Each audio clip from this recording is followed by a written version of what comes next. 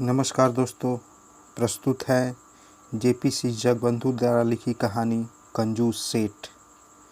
किसी नगर में एक कंजूस सेठ रहता था। उसका नाम सूम था। वह इतना कंजूस था मानो मुर्दे का कफन भी नहीं छोड़ता। कंजूस का मूर्खता है, लेकिन इस बात की तनिक भी सुध नहीं था। सूम बहुत बड़ा सेठ था। उसके पास पैसे का भंडार था, लेकिन वह राजा भृतहरि के श्लोक के उदाहरण था। धन की तीन गति होती है, दान, भाग और नाश। जो न देता है न खाता है, उसकी तीसरी गति नाश ही होता है।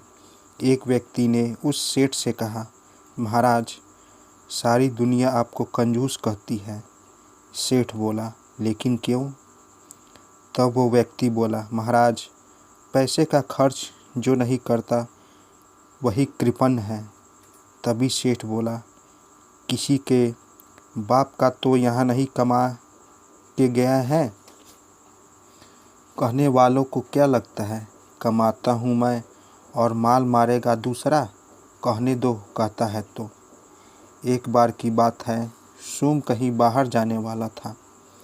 झटपट तैयार हुआ और झटपट में चल दिया। बहुत दूर जाकर उसे स्मरण हुआ कि घर में जो दीपक जल रहा था उसे बुझाया नहीं। उसे काफ़ी दुख हो रहा था कि सारा तेल जल जाएगा। यदि लौटकर घर जाता हूँ तो जूता घिस जाएगा। वह सोच रहा था कि क्या करूँ, क्या न करूँ। फिर उसने सोचा, यदि दीपक को बुझा आता हूँ तो तेल की बचत होगी।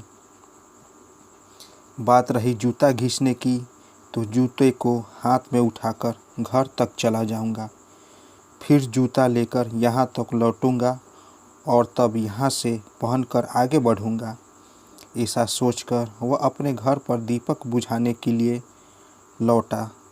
जब वह घर पर पहुँचा तो देखा कि द्वार का किवाड़ी बंद है। उच्च स्वर से उसने नौकर को बुलाया। घर का नौकर अंदर से ही बोला, आप किस लिए लौट आए मालिक? अरे पगले, किवाड़ी तो खोल।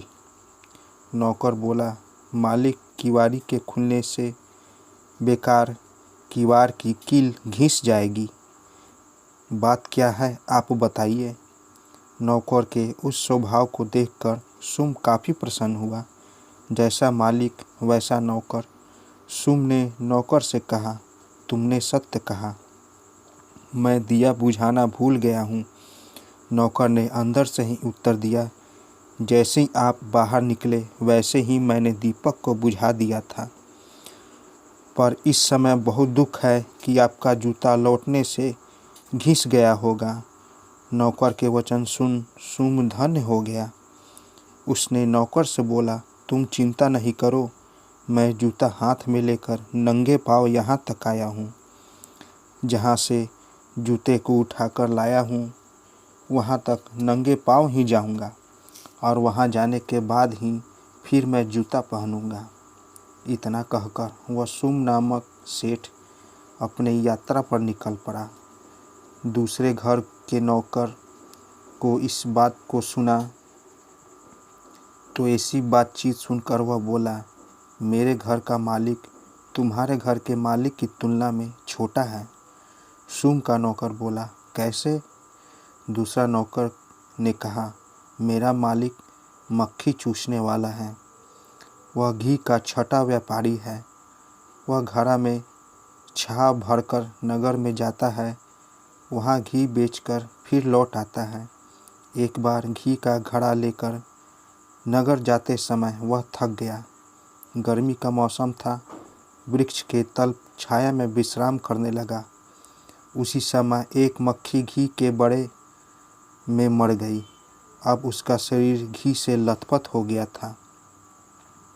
मेरे मालिक को बड़ा अफसोस हुआ कि साली मक्खी जरूर ही कुछ न कुछ घी पी गई होगी। मेरे मालिक ने घड़े से मक्खी को निकाला। मक्खी को हथेली पर रखकर अंगूठा से दबाया। दबाने के बाद मक्खी के शरीर में से घी के साथ साथ मक्खी का रस भी निकल गया। फिर भी मेरे मालिक को संदेह ही हुआ कि मक्खी के शरीर में अभी भी घी है।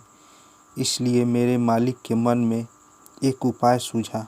उसने मक्खी को मुख में रख लिया और तालू जीभ की सहायता से खूब कसकर चूसने लगा।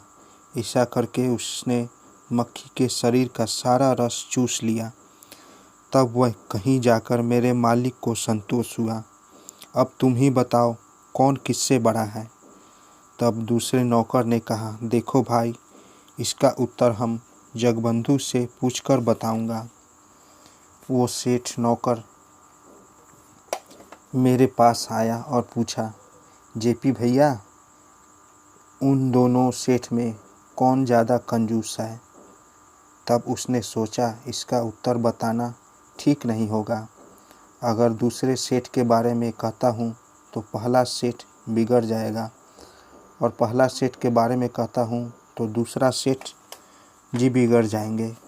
इसलिए ऐसा करो, तुम कहानी की पाठक भाइयों से पूछो कि कौन सेठ ज़्यादा कंजूस है। तो दोस्तों, कैसी लगी कहानी अच्छी लगी हो तो मेरे चैनल को ज़रूर सब्सक्राइब करें और साथ साथ बेल आइकन को भी ज़रूर दबाएं ताकि मेरे कहानी सबसे पहले आप तक पहुँचे।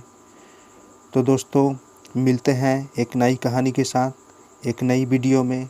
तब तक के लिए नमस्कार।